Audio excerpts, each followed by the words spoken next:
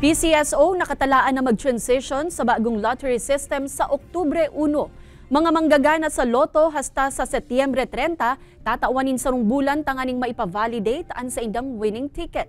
Uyan report ni Jessica Kalinog. Kulob ang pwestong inikan Lotto outlet sa Baaw Public Market. Kaya sigun Kishini, may mga oras na haloy mag-respond ang lottery system. Yung signal lang talaga yung mahirap, mabagal. Minsan, maabot ng minutes bago lumabas yung tickets. Sarong klase ng ticket sa naman ang pigaako nindanin, huli taiyuman sa nainian pwede sa scanner. Kaya hassle subuot para sa pirang mga kliyente arog ni Tatay Joselito na regular kun magtaya sa loto. Doon ako nakataya, counter na ako sa Iriga, malaking ticket. Ngayon, hindi ko ma-update dito, wala silang ganun. Dapat doon rin sa kapwa na malaking ticket rin sa update.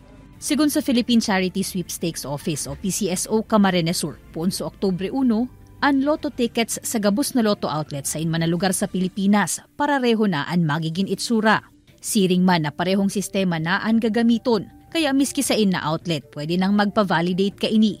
Kasabay inikan pag-transition kan PCSO sa saindang panibagong Philippine Lottery System, gamit man ang bago ng service provider. Halos parehas din siya, except na may nadagdag lang tayong barcode sa ibaba. So additional security din po yan.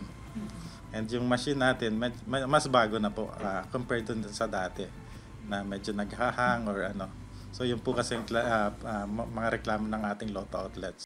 Ang mga manggagana man hasta Setyembre 30, tatawanin sa rong bulan nganing maparibayan asin maipa-validate sa lumang machine kan Lotto outlets ang sa indang winning ticket. Po Nobyembre 1 hasta Disyembre 31, diretsyo na ini sa branch offices.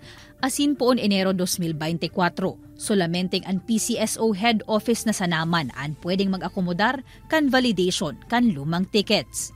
Kaibanan si Jovel Obiso, Jessica Kalinog, Balitang Bicolandia.